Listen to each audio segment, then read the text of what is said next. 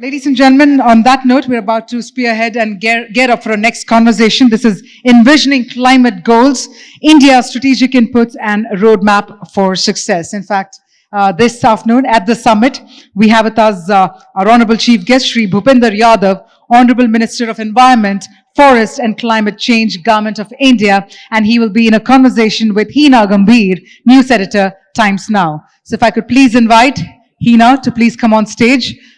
If I could request Hina Gambhir first up to please come on stage, and up next then I'll be inviting Shri Bhupinder Yadav ji as well to come on stage so that we can get up for this riveting conversation in the next few seconds.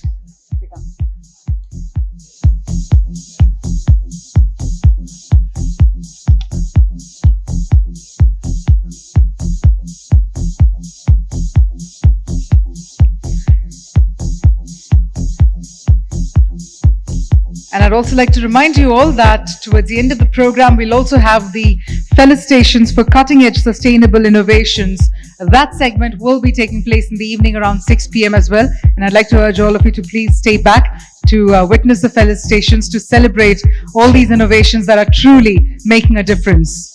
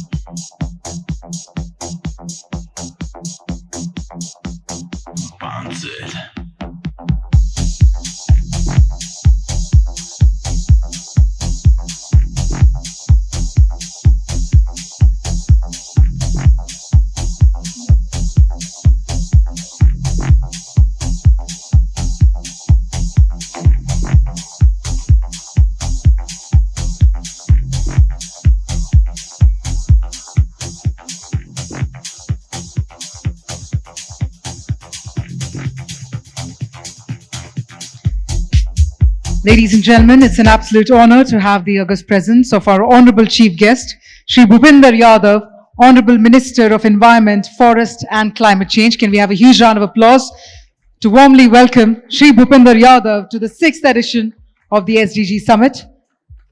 Namaskar, sir. Thank you so much for joining us at the summit. And if I could humbly request you to please join us on stage so that we can gear up for this riveting conversation, I'd like to please invite Hina Gambhir, News Editor, Times Now, to take forward this conversation for all of us.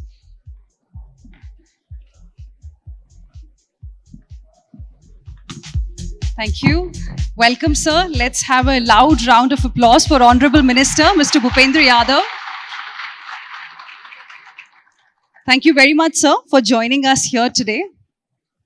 Before I get to the business, I have one question for you, क्योंकि प्रधानमंत्री मोदी के लिए climate change एक बहुत ही अहम मुद्दा है. हमने उनके जो इनिशिएटिव्स अभी तक आए हैं उनमें देखा है कि उनके लिए कितना ज़रूरी है. एनडीए का ये 3rd टर्म है और आप हैं देश के environment minister.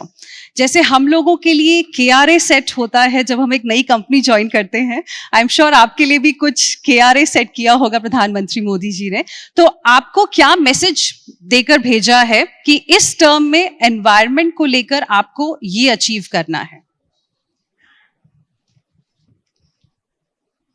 Thank you very much.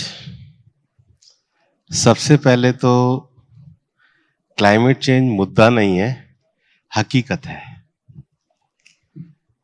प्रधानमंत्री नरेंद्र मोदी जी ने 2014 में जब देश की सत्ता संभाली तो दुनिया में एक ऐसा दौर आया जब क्लाइमेट चेंज की जो वार्ताएं हैं वो रीनेगोशिएट हुई और 2015 में पेरिस एग्रीमेंट हुआ. अगर पिछले 10 सालों की सबसे बड़ी उपलब्धि देखेंगे कि 2015 में जब पेरिस एग्रीमेंट में दुनिया के सभी देशों ने कहा कि ये हमारी एक सबकी साझा चुनौती है, तो हर देश को इसमें अपना कंट्रीब्यूशन करना चाहिए, अपने एनडीसीज नेशनल डिटरमिन्ड कंट्रीब्यूशन तय करने चाहिए और 2030 का एक लक्ष्य रखना चाहिए। प्रधानमंत्री जी के नेतृत्व में भारत ने भी अपने 8 एनडीसीज दिए, 3 हमारे क्वांटिटेटिव थे और 5 हमारे क्वालिटेटिव थे। उसमें यह था कि 2005 की तुलना में 2030 तक हम अपने कार्बन एमिशन की इंटेंसिटी को 45% कम करेंगे। मतलब इंडस्ट्रियल ग्रोथ करेंगे, इकोनॉमिक ग्रोथ करेंगे, लेकिन कार्बन एमिशन की जो इंटेंसिटी है उसको उस तुलना में कम करेंगे जो दुनिया के सब देशों ने दिया।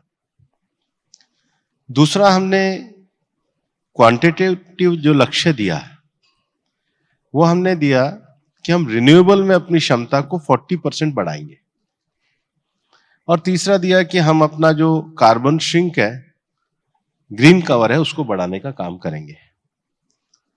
मुझे हिना जी आपके सामने, आपके दर्शकों के सामने, आपके टीवी के सामने ये बताते हुए खुशी है कि G20 के देशों में भारत एकमात्र ऐसा देश है जिसने 2030 के लिए जो लक्ष्य तय किया था उसको समय से 9 साल पहले 2021 में ही प्राप्त करा है। हम इस मामले में सबसे आगे बढ़े। दूसरा, दुनिया में क्लाइमेट चेंज को लेकर के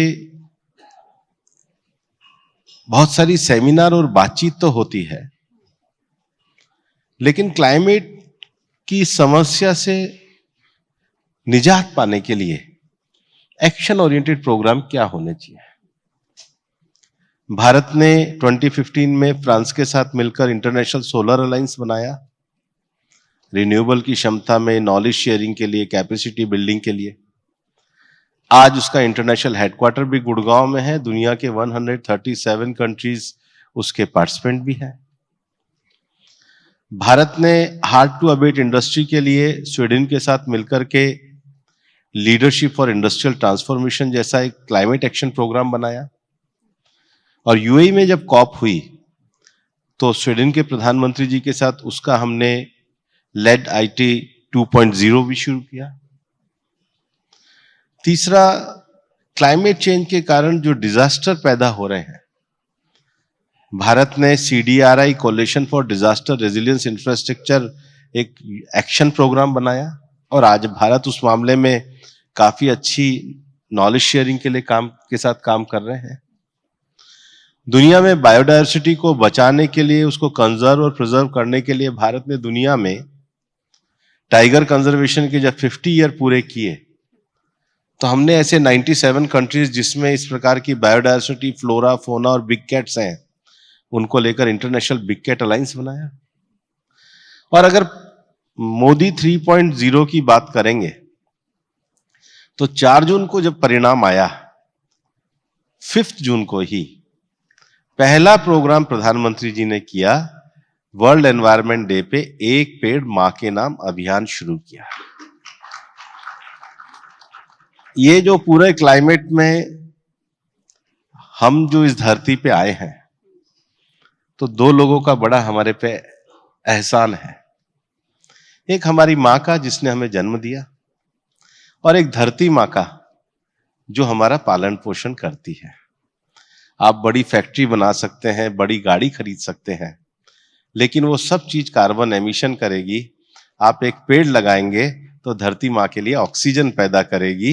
इसलिए एक पेड़ माँ के नाम जरूर लगाइए। ये सबसे बड़ा ग्रेटिट्यूड होगा अपनी माँ के प्रति और धरती माँ के लिए। और मेरे को आपको ये बताते हुए खुशी है कि 5 जून के बाद अभी आज इसको 3 महीने होने जा रहे हैं, हमारी वेबसाइट पे 98 करोड़ पेड़ लगाए गए हैं जो लोगों ने पार्टिसिपेट किया है। मैं इस प्रोग्राम के सक्सेस के लिए देश के सब नागरिकों का भी धन्यवाद देता हूं। दैट्स वेरी इंकरेजिंग और ये हमने बहुत देखा भी है किस तरह से भागीदारी एक बहुत ही इम्पॉर्टेंट एस्पेक्ट रहता है किसी भी इनिशिएटिव को लेकर, सिंगल यूज प्लास्टिक के बैन को लेकर हो या फिर ग्रीन कवर देश में बढ़ाना हो। आपने टारगेट्स की बात की, मैं एक और टारगेट की आपसे बात करना चाहूंगी क्योंकि आपसे पहले जो जितने भी स्पीकर्स आए थे सभी भारत का ये जो टारगेट है नेट जीरो बाय 2070, ये जो एक एम्बिशियस टारगेट हमने सेट किया है, सबने इसके बारे में काफी पॉइंट्स रेज करे। आपसे हम जानना चाहेंगे, are we on track to meet this target?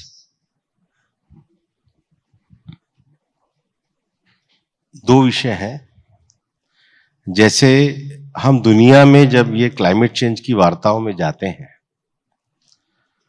तो जैसे मैंने कहा कि हमने दुनिया के सामने जो अपने एनडीसीज रखे उसको समय से 9 साल पहले पूरा किया। अब ये जो क्लाइमेट चेंज की जो वार्ता होती है उसमें एक और कमिटमेंट है हमारा कमिटमेंट ये है कि हर देश को हर दूसरे साल ग्रीन हाउस गैस GHG इसकी एक रिपोर्ट देनी पड़ती है, अपनी इन्वेंट्री देनी पड़ती है। और मेरे को ये बताते हुए खुशी है कि जो पिछली हमारी शर्म शेख में जब हमारी क्लाइमेट चेंज की कॉन्फ्रेंस हुई थी तो हमने 2019 के बेस पे भारत के ग्रीन हाउस गैस की इन्वेंट्री दी, जो इस बात को दर्शाती है कि हमारी इकोनॉमी और इकोलॉजी साथ साथ आगे बढ़ रही है। जहां तक 2070 का लक्ष्य है, आपके पास फ्यूचर के लिए, सर्कुलर इकोनॉमी के लिए, रीयूज रीसाइकल के लिए टेक्नोलॉजी से लेकर के उसका प्रोत्साहन होना चाहिए। हम उस दिशा में आगे काम कर रहे हैं। आपके शहर ऐसे होने चाहिए जहां ज्यादा से ज्यादा आपके ट्रांसपोर्ट के जो साधन हैं उनका कार्बन एमिशन कम होना चाहिए। आपने देखा होगा कि 10 साल में मेट्रो का विस्तार कितना हुआ है। आपकी लाइफ में वो टेक्नोलॉजी आनी चाहिए, रिन्यूएबल की ओर जाना चाहिए। हमारी रिन्यूएबल की क्षमता बढ़ रही है। इवन कृषि के क्षेत्र में, बाकी क्षेत्रों में भी ऐसी टेक्नोलॉजी जो एमिशन ज्यादा करती हो उनको कम करना चाहिए। बिल्डिंग डिजाइन से लेकर शहरों की प्लानिंग तक, ट्रांसपोर्टेशन से लेकर हार्ड टू अबेट इंडस्ट्री तक, जब सबका कंट्रीब्यूशन आएगा तभी तो आप 2070 के लक्ष्य को प्राप्त करेंगे।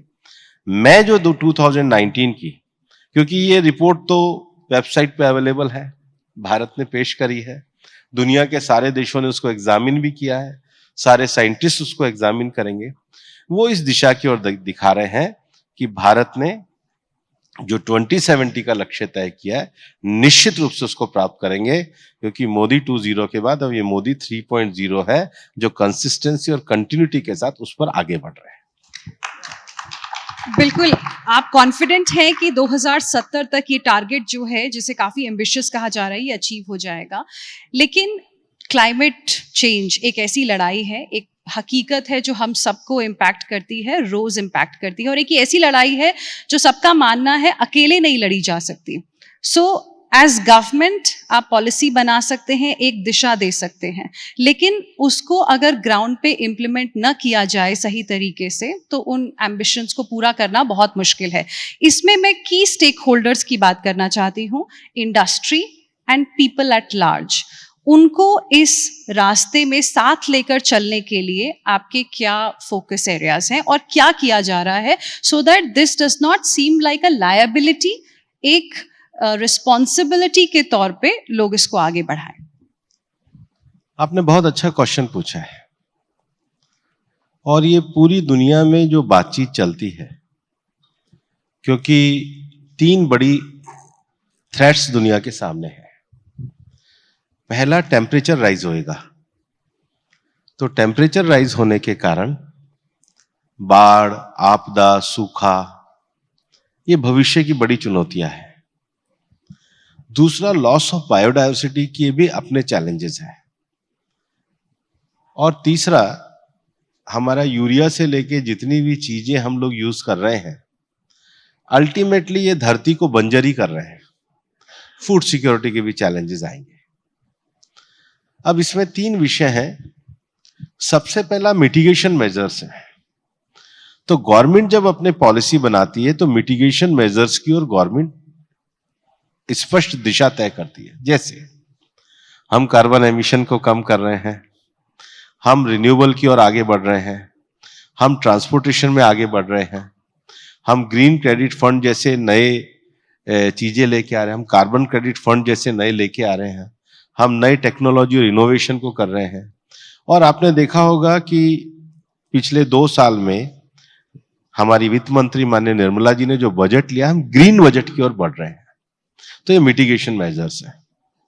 दूसरी एडेप्टेशन प्रैक्टिसेस जो हम ओवरऑल सोसाइटी में लेकर के जाते हैं और सोसाइटी को भी उस दृष्टि से प्रेरित करते हैं। जैसे जब मैं यूएनसीसीडी जब लैंड की कॉन्फ्रेंस में गया और मैंने कहा कि हमारे देश में प्रधानमंत्री जी ने हर किसान को सॉइल हेल्थ कार्ड दिया। हमने 29 करोड़ किसानों को सॉइल हेल्थ कार्ड दिया कि आप पहले अपनी जमीन की क्षमता देखिए, उसके बाद यूरिया का इस्तेमाल करिए।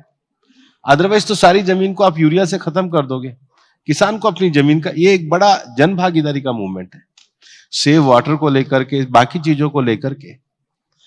और तीसरा है इंडिविजुअल प्रयास करना। प्रधानमंत्री जी का जो मिशन लाइफ है, एनवायरमेंट फ्रेंडली लाइफस्टाइल, उसको लेकर के हम लोग आगे बढ़ते हैं।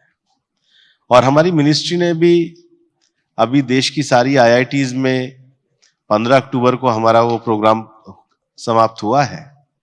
हमने आइडियाज फॉर लाइफ मांगे कि 7 ऐसे सेक्टर हैं, save energy, save water, save food, disposal of solid waste, disposal of e waste, healthy lifestyle और ban of single use plastic. अगर हम आसपास के जीवन में भी देखेंगे तो ये 7 सबसे बड़ी समस्याएं हैं।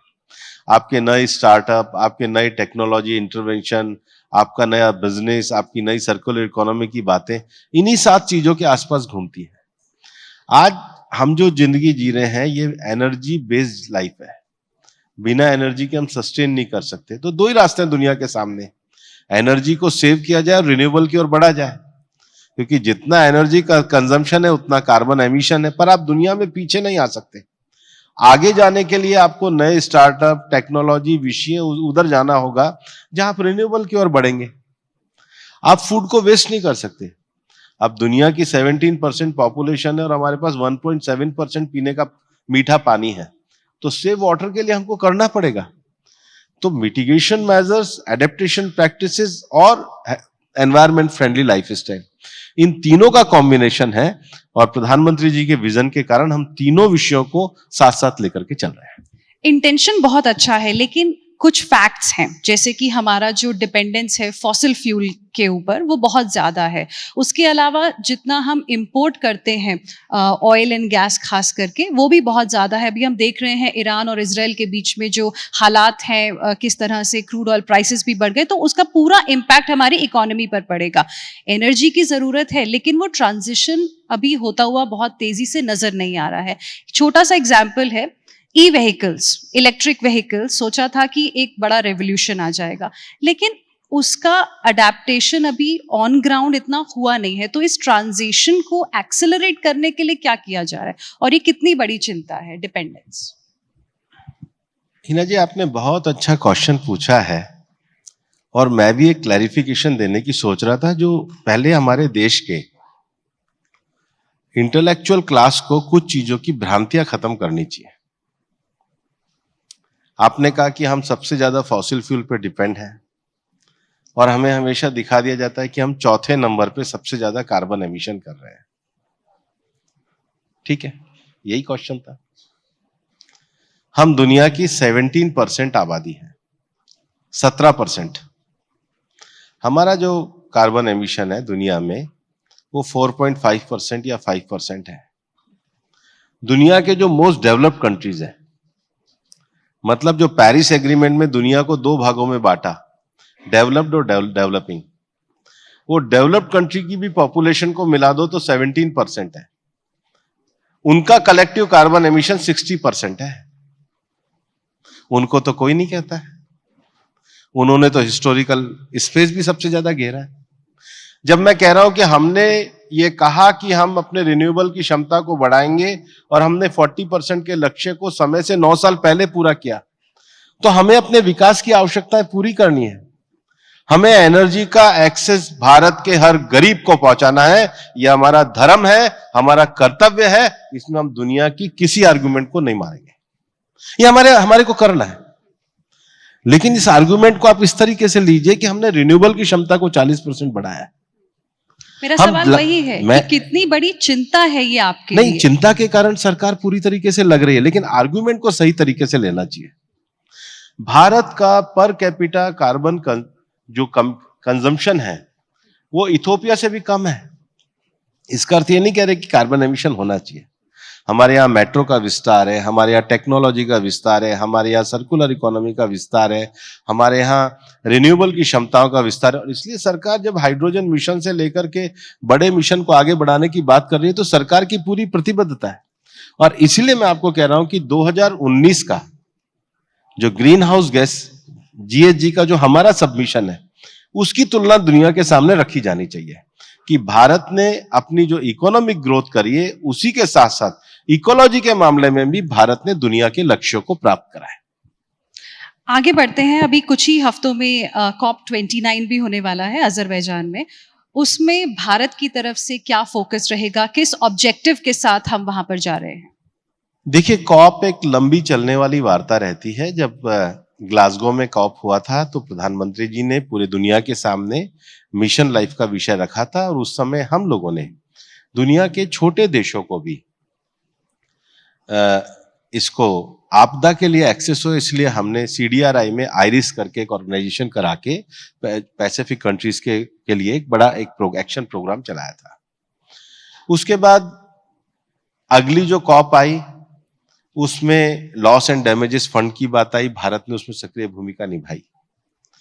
पिछली बार जो कॉप आई थी UAE में, तब दुनिया में कहा गया कि भाई पेरिस के बाद ग्लोबल स्टॉकटेक होना चाहिए। कि आखिर 10 साल में हमने जो लक्ष्य तय करे थे, NDCs तय करे थे, क्योंकि पूरी दुनिया में जब क्लाइमेट चेंज की बातचीत चलती है तो common but differentiated responsibility CBDR principle को माना जाता है। जैसे मैंने कहा कि हमारे देश की कार्बन एमिशन में पर कैपिटा दुनिया के सब देशों से कम है और इसलिए विकसित देशों को हम कहते हैं कि आपने जो कार्बन स्पेस ज्यादा घेरा, जो आपका कमिटमेंट भी है कि जितना स्पेस आपने यूज किया उस एवज में दुनिया में 2 चीजें उपलब्ध करानी चाहिए, क्लाइमेट फाइनेंस और टेक्नोलॉजी ट्रांसफर। वो तो उनकी जिम्मेदारी बनती है और इसलिए पिछले कॉप में GST की बात की गई, ग्लोबल स्टॉक टेक की। अब जो बोको में जो कॉप है वो पिछले 2 साल से जो दुनिया में विषय चल रहा है वो विषय है कि न्यू क्वांटिफाइबल गोल क्या होने चाहिए। अभी जो दुनिया में जिस प्रकार का एमिशन हो रहा है उसमें न्यू क्वांटिफाइबल गोल क्या होने चाहिए और उसमें हम अपनी सक्रिय भूमिका निभाएंगे।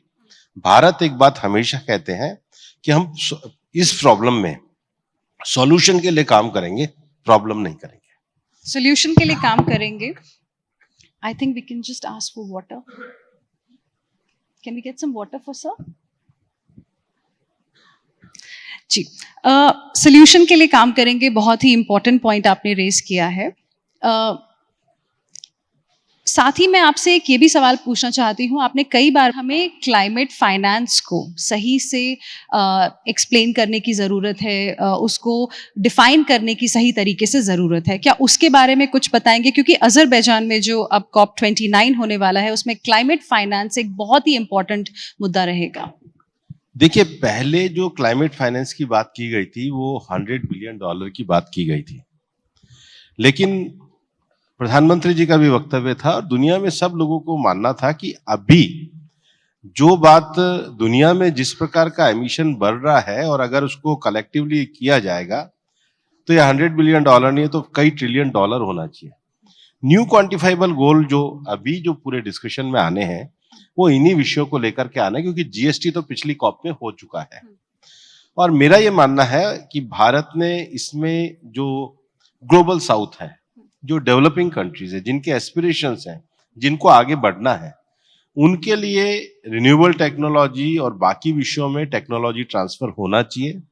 डेवलपिंग कंट्रीज में पूरी दुनिया को अगर हम आगे बढ़ाना चाहते हैं तो वो सारी चीजें आनी चाहिए। भारत ने उस क्षेत्र में काम किया है। अब जब वार्ता चलती है तो निश्चित रूप से हम ग्लोबल साउथ का नेतृत्व भी करते हैं, उन विषयों को प्रखरता के साथ हम रखते हैं। डेवलपिंग वर्ल्ड का रोल बहुत ज़्यादा इम्पॉर्टेंट रहेगा। डेवलप्ड वर्ल्ड को कंट्रीब्यूट करना बहुत ही ज़रूरी होगा अगर हम सबको ये क्लाइमेट चेंज के खिलाफ जो लड़ाई है इसे जीतनी है। आपको लगता है जो टारगेट्स होंगे 2025 के बाद उसमें डेवलप्ड वर्ल्ड का सहयोग हमें मिलने की उम्मीद है, given how the situation is right now? देखिए, दुनिया तो सबकी साझा है, सबको करना चाहिए। और मैं तो मानता हूं कि 10 सालों में प्रधानमंत्री नरेंद्र मोदी जी के नेतृत्व में जिस प्रकार से भारत ने क्लाइमेट एक्शन प्रोग्राम में लीड ली है और एक रोल निभाया है, सारी दुनिया भी उस प्रकार का निभाए। सब लोग प्रयास भी करते हैं, लेकिन ये सबकी साझी समस्या और सबको मिलकर के करना चाहिए। पर डेवलप्ड कंट्रीज को जो उनका कमिटमेंट है क्लाइमेट फाइनेंस का और टेक्नोलॉजी ट्रांसफर का, उस पे उनको निश्चित रूप से कार्य पूरा करना चाहिए। अब कुछ और सवाल आपसे पूछना चाहेंगे क्योंकि अभी दिल्ली में मौसम जो है काफ़ी बदलना शुरू हो गया है। आज 19 डिग्री टेम्परेचर था, 20 के नीचे पहली बार गया है, तो विंटर्स जो है बिल्कुल आने वाले हैं और विंटर में विंटर पोल्यूशन एक बहुत बड़ा मुद्दा बन जाता है। आप एनवायरनमेंट मिनिस्टर हैं, इसलिए पूछना चाहेंगे, क्या हर साल की तरह इस साल भी हम लोगों को मास्क खरीद लेने चाहिए अपने आप को बचाने के लिए पोल्यूशन से, या फिर कुछ इस बार सिचुएशन बेहतर होने वाली है? निश्चित रूप से हम लोग हर साल पूरा प्रयास करते हैं और पिछले 2 सालों में अगर आप देखेंगे तो ग्रैप 3 और ग्रैप 4 के जो डेज हैं उनमें कमी आई है।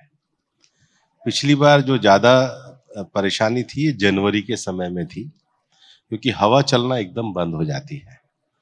अभी कल भी हम लोगों ने स्टॉक टेक लिया है, लगभग 20-30% ये जो पराली का विषय है ये समाप्त हुआ है।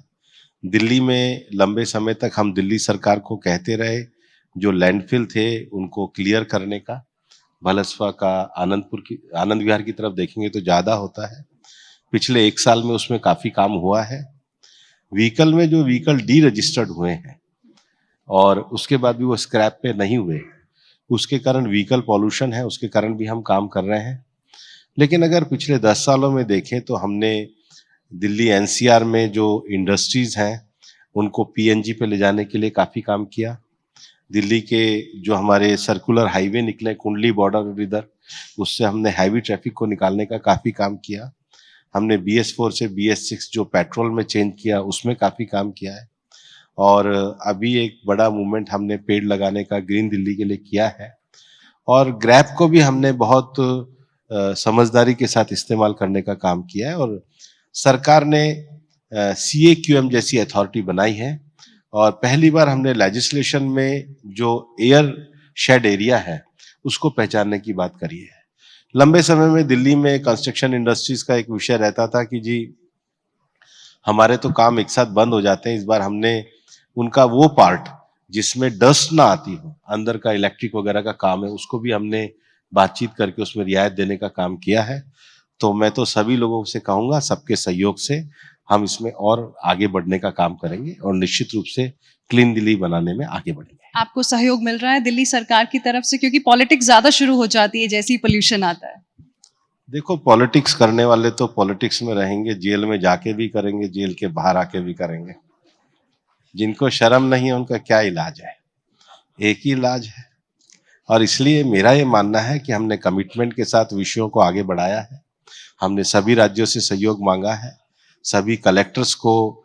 अभी तो CAQM ने अपनी पावर भी डेलीगेट करी है और उन्होंने हटाया नहीं हटाया, लेकिन हम आगे बढ़ रहे हैं और हम चाहते हैं कि सबको सहयोग करना चाहिए, राजनीति नहीं करनी चाहिए। अब क्योंकि हम मौसम की बात कर रहे हैं, विद योर परमिशन, चुनावी मौसम जो है वो भी आ रहा है। कल ही इलेक्शन कमीशन ने डेट्स अनाउंस की है महाराष्ट्र और झारखंड के लिए। आप महाराष्ट्र के भी इंचार्ज हैं और डेट्स के अनाउंसमेंट से पहले ही हमने सुना कई वरिष्ठ नेताओं के द्वारा, कांग्रेस पार्टी के खास करके, कि EVM को लेकर उनमें कम ज्यादा विश्वास है। उन्होंने एक ने तो ये भी कह दिया कि प्रधानमंत्री मोदी इजरायली प्रधानमंत्री के बहुत अच्छे मित्र हैं, तो जैसे वहां पर वॉकी टॉकीज और पेजर को हैक करा लिया गया था, कुछ ऐसा ही शायद यहाँ पर ईवीएम को लेकर भी हो जाएगा। किस तरह से देखते हैं इस तरह के बयान जो आने लग गए हैं? देखो, कांग्रेस जम्मू कश्मीर में ईवीएम की शिकायत नहीं करती। कांग्रेस जब लोकसभा में जीती है तो ईवीएम की शिकायत नहीं करती। वहां दिक्कत यह है कि हुड्डा जी को शैलजा जी में विश्वास नहीं था, शैलजा जी को हुड्डा जी में नहीं, और दोनों को राहुल जी में नहीं था। उनको तय करना पड़ेगा उनका किस में विश्वास है। और मैं मानता हूं कि राजनीति में पराजय को भी स्वीकार करना चाहिए। जब कर्नाटक में इनकी सरकार आई, हिमाचल में इनकी सरकार आई, तो ईवीएम ठीक थी। वैसे ईवीएम खराब है। ईवीएम आई भी नहीं के समय में, तब तो इन्होंने कहा हम टेक्नोलॉजी ले आए। ये इस बात को दर्शाता है कि उनकी मानसिकता राजनीतिक ज्यादा है। और मैं एक और बात कहना चाहता हूं, यहां सस्टेनेबिलिटी की बात कर रहे हैं। देश में 100 करोड़ मतदाता है। बैलेट पेपर छापेंगे तो A4 साइज के 100 करोड़ बैलेट पेपर छपेंगे। A4 साइज के 100 करोड़ बैलेट पेपर छपेंगे तो कितने पेड़ कटेंगे? उस पेड़ में कितना पानी लगेगा? यहाँ सुदीप जैन बैठे, वो तो इलेक्शन कमीशन में रहे हैं, ईवीएम बताएंगे। अब एनवायरमेंट फ्रेंडली क्या है इस देश में, और ये स्टडी है। इसलिए राजनीति में, लोकतंत्र में लोगों के बीच में जाके लोकप्रिय होना पड़ता है। अब वो लोकप्रिय नहीं है तो ठीकरा किस पे फोड़ेंगे? इसलिए देश को राजनीति से ऊपर उठ करके काम करना चाहिए। एक आखिरी सवाल, महाराष्ट्र में कैसा लग रहा है मौसम? बहुत अच्छा है, ईवीएम भी अच्छी है, सब लोग ठीक है। All right, thank you. इस समय जब हरियाणा के चुनाव चले तो इन्होंने कहा किसान, जवान, पहलवान सबने देश को चुनने का मार्ग लिया है। हम बिल्कुल निष्पक्षता के साथ, और बीच में एक बार और हुआ था जब इलेक्शन कमीशन ने पूरी हैकाथॉन कराई थी, 4 घंटे की पूरी एक्सरसाइज हुई। और हम तो अब भी कहते हैं ट्रांसपेरेंसी के साथ जो इलेक्शन कमीशन इस देश का काम करता है, तो भारतीय जनता पार्टी भी हारती है। चुनाव का हार अलग विषय है, विश्वास लोगों का जरूरी है, और देश के लोगों का विश्वास प्रधानमंत्री नरेंद्र मोदी जी की नीतियों में है। All right. Thank you very much, sir. Thank you so much for speaking with us here today.